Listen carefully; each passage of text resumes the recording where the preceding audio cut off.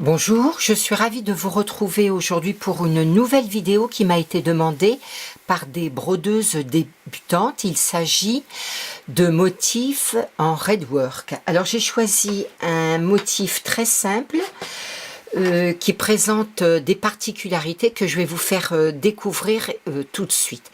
Donc je vais choisir ici dans Images, Ouvrir, du fichier. Mon bureau s'ouvre et je choisis la feuille qui est ici au milieu. Je vais l'agrandir au maximum pour qu'elle soit bien visible. Et vous allez voir qu'on va pouvoir réaliser ce motif redwork à la fois avec la piqûre automatique et les outils existants, les outils de forme ouverte. Donc je clique tout de suite sur piqûre automatique. Je n'ai pas besoin de régler l'image, elle me semble correcte. Je vais foncer le bord de la feuille pour qu'il ressorte le plus possible et je fais OK. Puis je clique ici sur Suivant, à nouveau sur Suivant. Je laisse le logiciel capter les pixels dont j'ai besoin. Alors, le logiciel ici me propose 7 couleurs, moi je n'en veux que 2. Alors, je vais aller ici à droite, cliquer sur 2, puis je vais réessayer. Voilà, je m'y attendais un petit peu, le logiciel n'a pas pris en compte la couleur grise. Donc je vais demander plutôt 3 couleurs et je vais faire réessayer.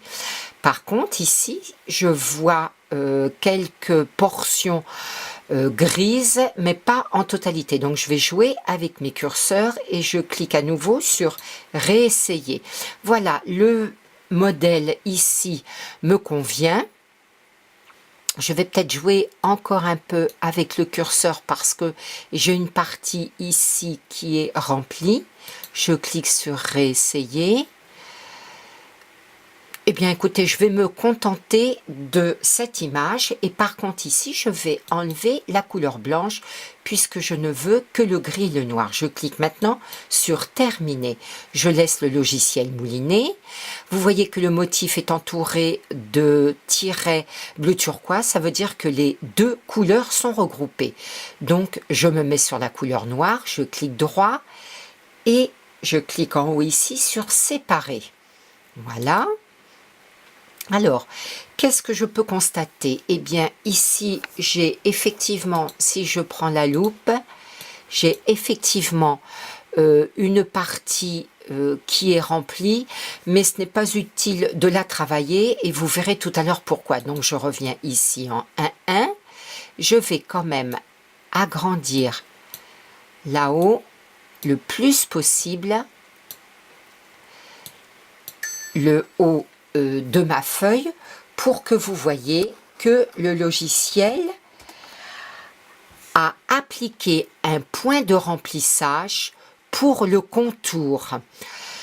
En piqûre automatique, systématiquement, le contour des motifs est considéré comme étant un point de remplissage et ici, c'est un point de plumetis qui a été appliqué. Or, moi, ce n'est pas un point de remplissage que je souhaite, mais un point de contour. Donc, je vais cliquer ici pour revenir en grandeur normale. Je vais aller chercher mon outil de sélection ici. Puis, je vais aller sélectionner la couleur noire. Je vais aller cliquer en haut dans Forme. Et effectivement, c'est bien un point de remplissage qu'a appliqué le logiciel.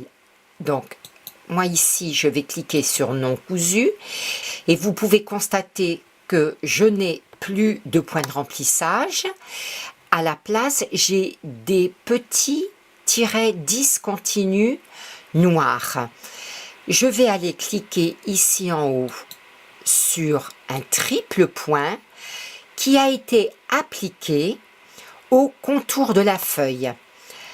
Si je clique ici sur cette partie-ci, donc le deuxième contour en pointillé discontinu, je peux également mettre, si je le souhaite, un triple point.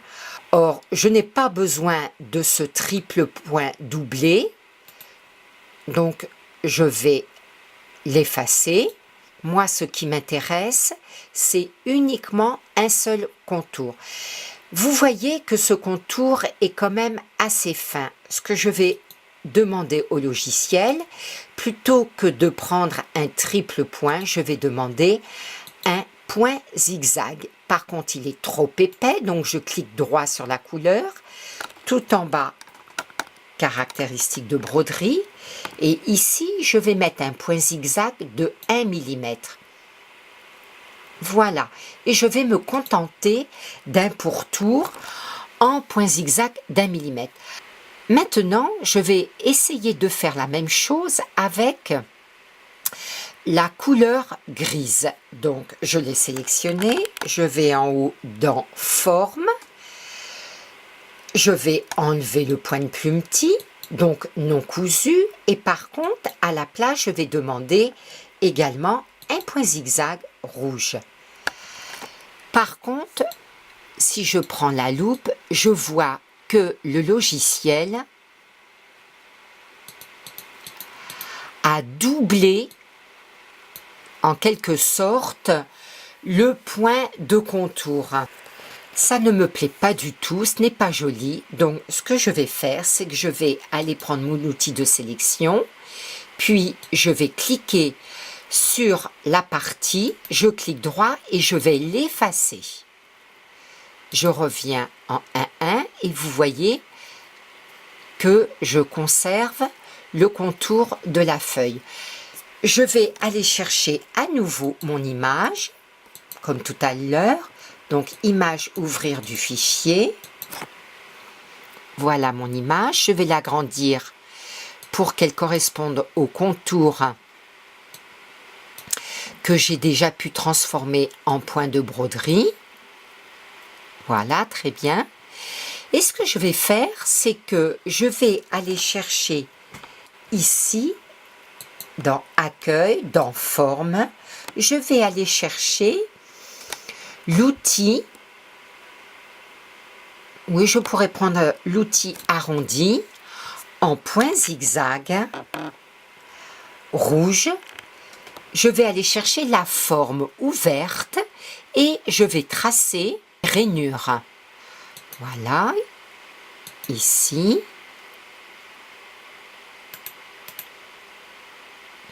Alors, je vais légèrement les arrondir. Je pourrais les faire en une seule fois. Voilà. Je vais faire la même chose pour les autres. Voilà, ma feuille est terminée.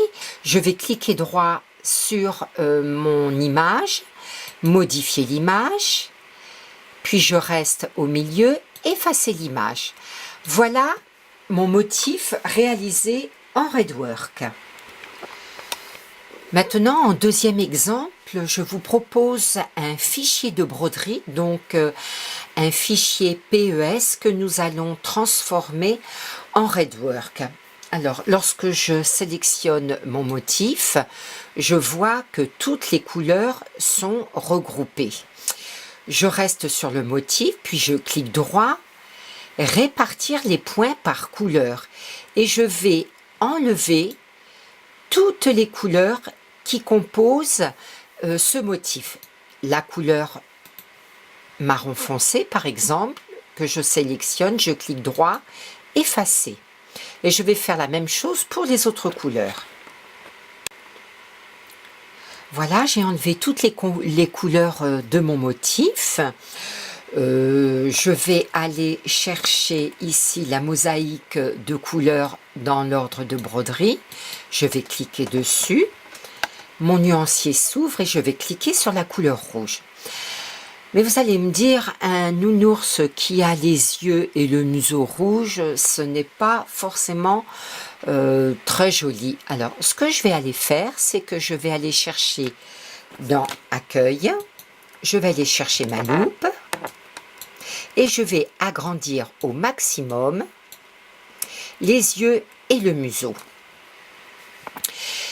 Je vais sélectionner le motif. Vous voyez qu'il est ici en point. Donc, je vais aller cliquer en haut sur point. J'ai accès à l'outil de coupe. Je vais aller encadrer chaque œil.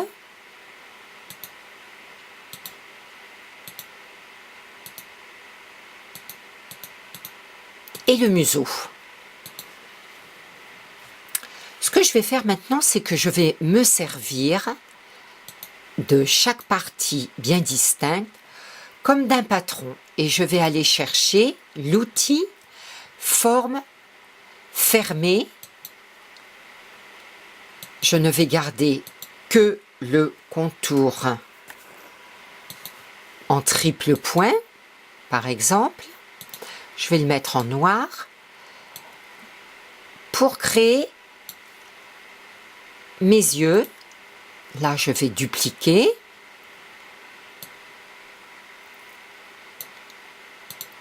Voilà. Je vais aller chercher l'outil forme fermée. Et je vais créer le museau. Je double-clique. Voilà mon museau. Maintenant, je vais aller sélectionner ici la couleur rouge de l'œil. Ici également, ce sont des formes remplies. Voilà.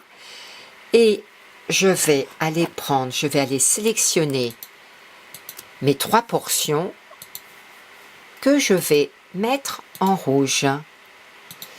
Alors, pour que mon nounours soit un petit peu plus joli, je vais quand même aller créer une pupille, donc en point de remplissage cette fois-ci. Donc, je vais mettre en plus petit. Je vais peut-être faire une pupille moins grande. Voilà, je vais la dupliquer.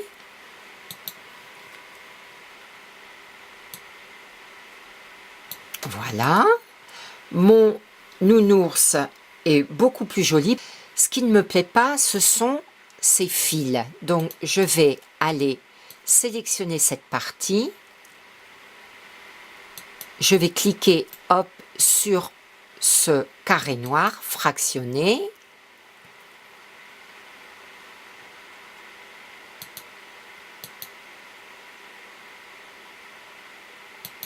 Je vais faire la même chose ici, fractionné. Mon fil est là, je clique droit dessus après l'avoir sélectionné. Je supprime. Il nous reste encore un fil. C'est... Alors, c'est lequel? Ah, c'est ici.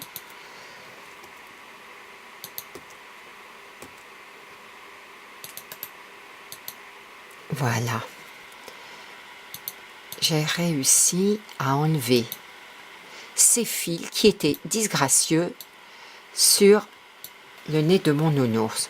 Bon, je vois qu'ici, il manque une portion. Je peux tout à fait aller la créer. Voilà. Avec le triple point en rouge.